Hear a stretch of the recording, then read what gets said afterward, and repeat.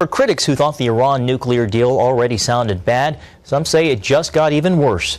Turns out Iran will get to inspect one of its most controversial military sites on its own. And as Dale Hurd reports, that new revelation has many up in arms. It has been learned that Iran will be allowed to use its own inspectors to investigate a site it has been accused of using to develop nuclear arms. Under a secret agreement with a UN agency that would normally do the inspections, an Iranian-picked inspection team would investigate the Parchin nuclear site, which has been linked to persistent allegations of secret nuclear weapons work. The State Department defended the plan. We're confident in the agency's technical plans for investigating the possible military dimensions of Iran's former program, issues that in some cases date back more than a decade. Just as importantly, the IAEA is comfortable with arrangements. But House Foreign Affairs Committee Chairman Ed Royce said international inspection should be done by international inspectors, period. President Obama has said the deal with Iran is the strongest arms agreement ever negotiated, and that the strength of the accord is that it does not rely on trust of the Iranians, but on rigorous inspections. But critics of the deal are not likely to trust Iranian-picked inspectors.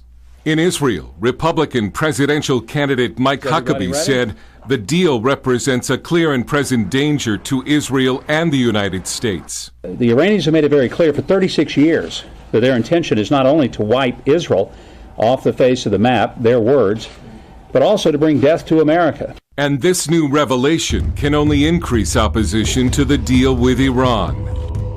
Now, the leader of Iran's Islamic Revolution, Ayatollah Sayyid Ali Khamenei, says global arrogance and Zionism are the real enemies of Iran and the Muslim world. Ayatollah Khamenei said global arrogance has often exercised its enmity towards Iran through other countries, but the Iranian nation has identified the United States and Israel as its real enemies. He added that contrary to Iran, the Islamic groups that came to power in certain Muslim countries failed to identify their real enemy, and therefore they paid the price for it. The leader was addressing Iranian Hajj officials in the run-up to Islam's largest annual pilgrimage. He noted that global arrogance is making serious efforts to spark violence in the name of Islam and undermine the Islamic Ummah. Iran's defense minister has reiterated that no power can stop the country from continuing to improve its military capabilities. In our aerospace industry, we have various ballistic missiles with different ranges under production and manufacturing. The ranges of the missiles are designed to respond to any kind of threat that our country may be facing. We will continue this path with maximum power in line with our defensive needs and proportionate to threats ahead of us. And no power, movement, resolution or propaganda can stop our nation from pursuing that. Straight after our top story for this half hour, Iran has unveiled a new surface-to-surface short-range missile. Fateh 313 is a domestically produced missile with a range of 500 kilometers.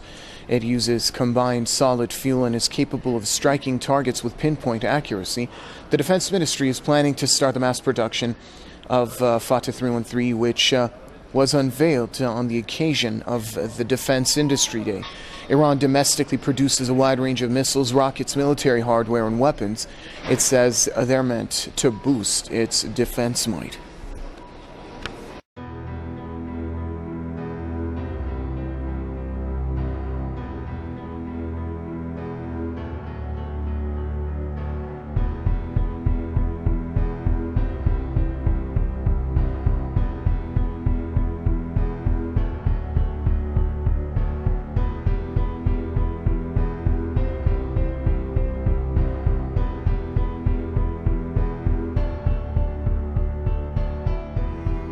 Speaking of serious threats, Israel is blaming Iran for a new round of rocket attacks against the country. According to the IDF, Islamic Jihad fired 4 rockets into northern Israel from Syria. 2 rockets hit the Golan Heights and 2 went as far as Galilee. In response, the IDF targeted 14 Syrian military posts. Defense Minister Moshe Ya'alon called the rocket fire only the beginning of a richer and more murderous Iran now that the nuclear deal will end the regime's sanctions.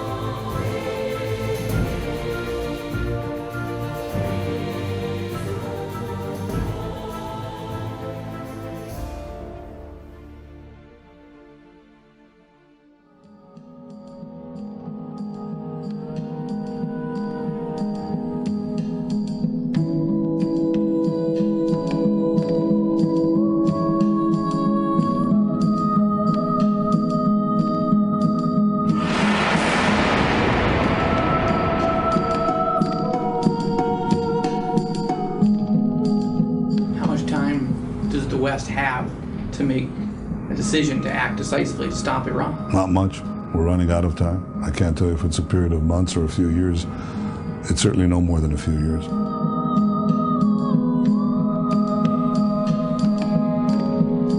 I picked up by the explosive charges with a timer, and I was smuggled by the Waqf police on the Temple Mount. In Islamic apocalyptic thought, Jerusalem has a special role as triggering global jihad. Israel, in Ahmadinejad's view, is the little Satan. The United States is considered the great Satan. We are both in the crosshairs of radical Islam. They think that by creating a world crisis, that it will bring their Messiah. The greatest danger that the world faces is the arming of Iran with nuclear weapons. What makes it so serious is that it's non-conventional weapons in the hands of non-conventional government.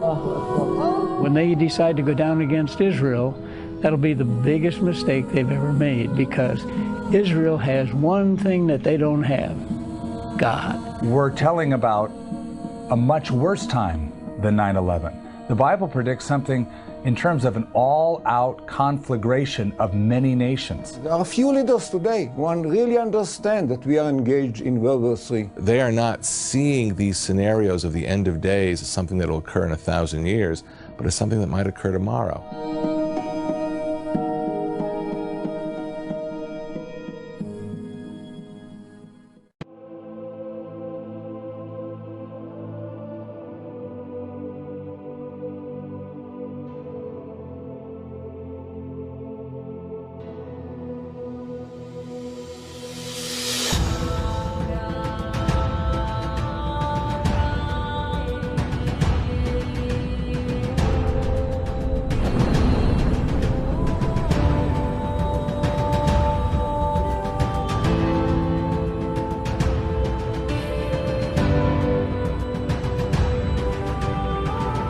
Stunned the world's financial markets Wednesday by devaluing its currency for a second consecutive day, triggering fears its economy is in worse shape than investors believed.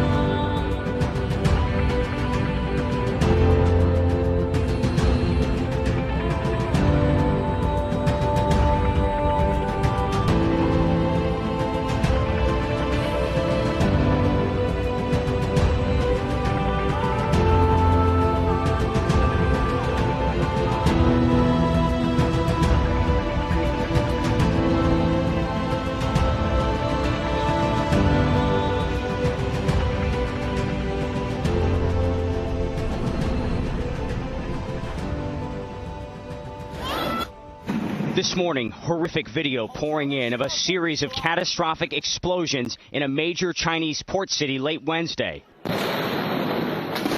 Watch this surveillance video obtained by ABC News of a man standing near the entrance of a building, the blast decimating the wall, caving in right on top of him. The explosions felt miles away, emanating from an industrial warehouse in Tianjin, a city of 15 million, 2 hours south of Beijing. The chemical material inside, unknown and dangerous, according to Xinhua, a state-run news agency. Xinhua reporting firefighters are now suspended from tending to the billowing flames in fear the mysterious chemicals might pose a further threat. The Obama administration has issued a strong warning to Chinese officials about government agents working secretly in the United States, according to a New York Times report. Several prominent Chinese nationals, including several who are fleeing corruption charges in China, report that agents working for the Chinese government have pressured them to return home immediately. The New York Times reports the administration has delivered a message demanding an immediate end to those activities. That warning is likely to raise tensions ahead of a September visit by Chinese President Xi Jinping.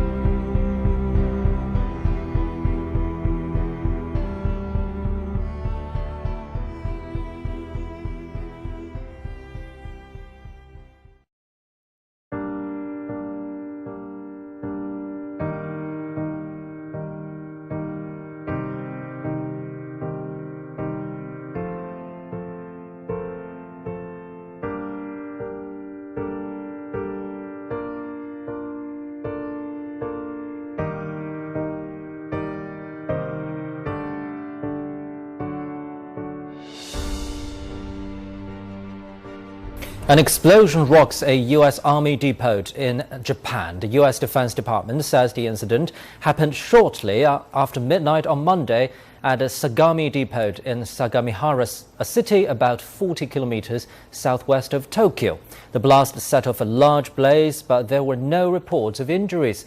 It's not immediately clear what's inside the building, but the U.S. Army said the depot did not store ammunition or hazardous material. Firefighters are on site to prevent any spread of the blaze, but would not take any further actions until the exact content of the building is determined. The cause of the explosion is under investigation.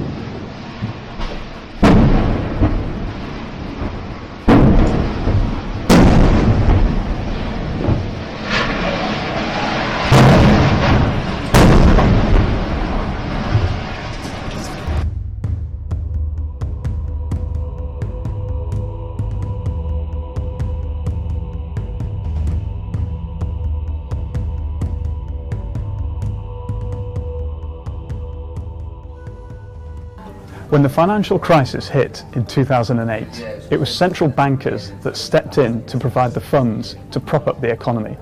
And nowhere was that more true than China, that launched an unprecedented stimulus. This sparked an infrastructure building and house building boom that sucked in the world's commodities. Prices soared to record levels for iron ore, copper and oil, and this provided a boom for emerging market economies that were resource rich. And in turn, they could use that money to buy Western goods. The Chinese economy is now rapidly cooling. House prices are falling, and this year the stock market has crashed. This in turn means they no longer need all those commodities, and the prices have fallen sharply. And this leaves a huge loss of wealth for the emerging markets. The three biggest effects of this slowdown in China will be that the earnings growth that Western companies have relied on for the last 6 to 7 years will no longer be there. The second thing is that the valuations for the shares in these companies are now far too high based on the rapid slowdown in earnings. And the third factor is that as those earnings slow down, the share prices will sell off sharply. What this means is that the economic slowdown may actually be gradual, but stock markets will be much more severely hit because they will overreact to the prices having risen too far when the times were too good. And the sharp fall may come as a surprise to investors. The bull market on Wall Street has been running strong for 6.5 years. It could be ending quickly. Worldwide economic jitters tonight before Monday's open. The Dow plummeted 531 points in its last session on Friday, wrapping up its worst week since 2011. The 10% drop from the Dow's record high in May pushed it officially into correction territory.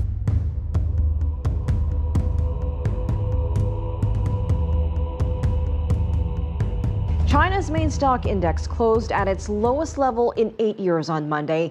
The panic selling in China is contagious and spread to markets in Asia, Europe, and the United States. Despite the Chinese government injecting cash into the market, stocks hit a record low on Monday. The benchmark Shanghai Composite Index tumbled almost 8.5%, while the Shenzhen market was down nearly 8%. The major loss came one day after the government approved state pension fund investment in the stock market. Last month, stock markets in China saw an 8.48% drop. Other markets in Asia also stumbled on Monday. CCTV's Wang Yiqian reports. Stocks tumbled on Monday across Asia. The mainland benchmark Shanghai Composite Index fell 8.5%. Bourses from Japan to South Korea were also hit hard. Japan's Nikkei dropped 4.6%, while South Korea's Kospi lost 2.5%, as investors also worry over increased tension between South Korea and North Korea. Analysts attribute the poor performance to market concerns over the global economy. Stocks plunging at the Monday market open in a rout. The Dow falling more than 1,000 points just minutes out of the gate for a 7% drop, breaking below the 16,000 level for the first time in about 20 months. The S&P 500 and NASDAQ joined the blue chip index by plummeting more than 10% from their 52-week highs into what Wall Street calls correction territory. A gunman has opened fire on passengers on a French high-speed train, injuring 3 people. The man boarded the train traveling from Amsterdam to Paris in Brussels, and the attack came soon after crossing the French border. He was disarmed by 2 U.S. Marines who happened to be on the train and later arrested in the northern French town of Arras. Now, reports say the Marines were alerted by the sound of a gun being loaded in a carriage toilet. And when they tried to detain the man, he opened fire at the passengers. And 2 were hospitalized with serious injuries, a third treated for minor injuries. A thwarted attack on a crowded train. It's going to be down here. Is increasing concern among counterterrorism officials about how to better protect so-called soft targets. If you tried to make trains look more like TSA, then suddenly they become much more difficult to travel on. And it's also extraordinarily economically expensive to have those layers of security around train stations. The gunman, Ayoub al-Kazani, was on the radar of French and Spanish authorities because of his suspected ties to terrorist networks. But he still managed to board a train that crossed from Amsterdam to Paris with an arsenal of weapons. They don't have the manpower to keep up constant surveillance on all the large number of people who are believed to have some sort of extremist ties. Law enforcement officials say he could have just as easily boarded a plane to the U.S., highlighting the challenge of tracking the thousands of potential terrorists in Europe. In January, terrorists armed with assault rifles walked into the Charlie Hebdo newspaper headquarters in Paris and opened fire, eventually killing 16 people. And just months before that, another terrorist killed 4 at a museum in Belgium. Tonight, law enforcement sources say they worry trains will increasingly become an attractive terrorist target. In Europe, 40 million people travel daily on the rail networks there. In the U.S., 30 million people ride trains and subways every day. I don't think there's anything at all that will stop somebody from getting on a train right now in place with a weapon. Overall, if you have a carry-on and you're getting on an Amtrak going from New York to D.C., there's no security there. 30,000 U.S. troops, close to 50,000 South Koreans, engaging now in an annual military exercise like this inside South Korea. The drills, called Ulchi Freedom Guardian, bring a threat from Kim Jong-un through his news agency. If the United States wants their mainland to be safe, then the Ulchi Freedom Guardian should stop immediately. The North Koreans take it a step further, virtually threatening a nuclear attack. A Pentagon spokesman tells CNN they take all these threats seriously and are, quote, monitoring the situation. The North Koreans make threats every year during these exercises, but this year the tension is thicker. What makes this year particularly different in that the tensions are heightened on both sides as we've gone through this because of the landmine incident on the DMZ. Earlier this month, Kim Jong-un's soldiers, according to South Korean and UN officials, crossed the border in the demilitarized zone and planted landmines that nearly killed 2 South Korean soldiers. North Korea denied it. Analysts say American troops could have just as easily been wounded if they'd been in that area. And it's been less than a year since North Korea actually did launch a successful attack on the U.S., the cyber strike on Sony Pictures Entertainment in response to the movie The Interview. With those attacks and all the executions inside his regime, analysts worry about the decision-making of the young dictator. He's very rash, he's unpredictable, and he's very impetuous. He has anger management issues. He's very quick to anger. So all these things make it just the situation so much more unpredictable than in the past. A dangerous escalation between Kim Jong-un's regime and his sworn enemy. South Korean forces along the demilitarized zone detect a projectile, likely a rocket, fired toward a South Korean loudspeaker system. The South Koreans respond with 36 artillery shells. That's according to U.S. officials, who say they're closely monitoring this tense standoff.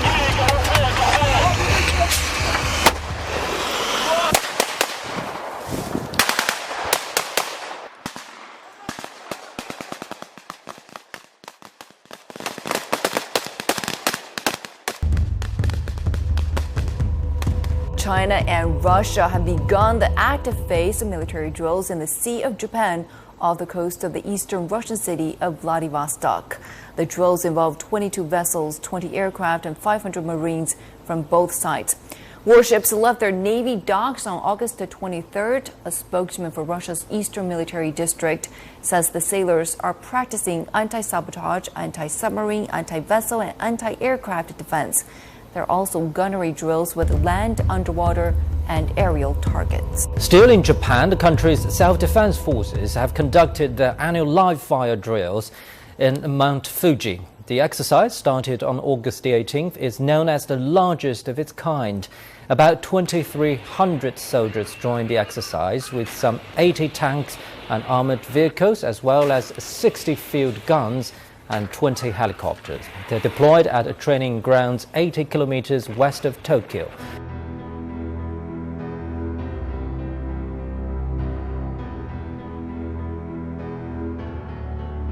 Amid growing global awareness of Israel's increased crimes committed against Palestinians, and after the Palestinian Authority filed war crimes complaints against Tel Aviv at the International Criminal Court, Israel is now feeling the threat of the international pressure. Now, Israeli Ministry of Military Affairs has appointed a new military advocate.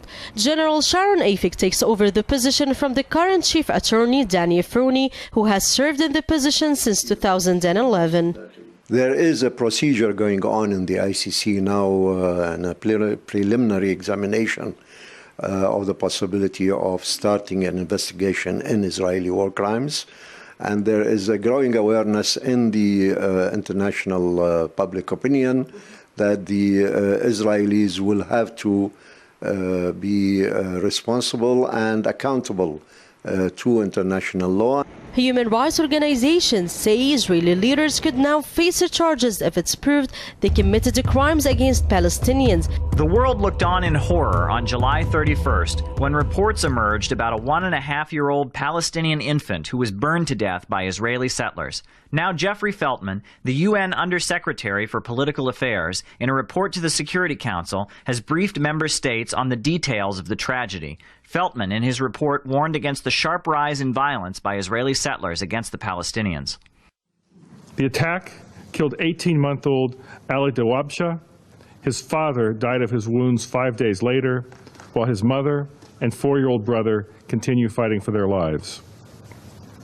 The Secretary General welcomes the strong condemnations of the attack by Prime Minister Netanyahu and other Israeli officials, as well as by political and religious leaders from across the spectrum. The report to the Council described the ongoing demolition of Palestinian homes, as well as the continued detention of Palestinians who are being held without charges. The incidents share a common thread. They are the inevitable product of the failure to make the tough choices necessary to resolve the conflict. They are the ramifications of the failure to prioritize the pursuit of a shared future built on trust rather than fear. We can no longer accept this reality. Supporters of the Palestinians around the world often say words from figures like Feltman are not enough. What the United Nations must do is not only criticize Israel, but take action to stop the genocide that they're committing against the people of Gaza. A few hours after Feltman's report, news surfaced that hunger-striking prisoner Mohammed Allen was finally being released after the Israeli Supreme Court rescinded his arrest warrant. Analysts say justice is still far from being served. It's outrageous that a Palestinian needs to starve himself for 65 days to achieve a basic measure of justice that much of the world takes for granted, while the international community stands silent. Feltman, in his report, warned that the situation in the occupied West Bank threatens to further destabilize an already tense environment. He also called for every effort necessary to calm the situation. And this came after a wave of protests around the world demanding action by the international community to secure the rights of the Palestinians. Now, in the UK, the number of petitioners calling for the arrest of Israeli Prime Minister Benjamin Netanyahu has surpassed 76,000 people. The petition was created on the British Parliament official website on August 7th. The petitioners accuse Netanyahu of committing war crimes in Israel's deadly war on Gaza last year. They want their government to arrest Netanyahu as he sets foot in Britain for an official visit in September. The British government has responded that certain officials cannot be arrested or detained under international law. However, a parliament debate must be opened if the signatures reach 100,000. Israel's 50-day war on Gaza in July last year left more than 2,200 people dead.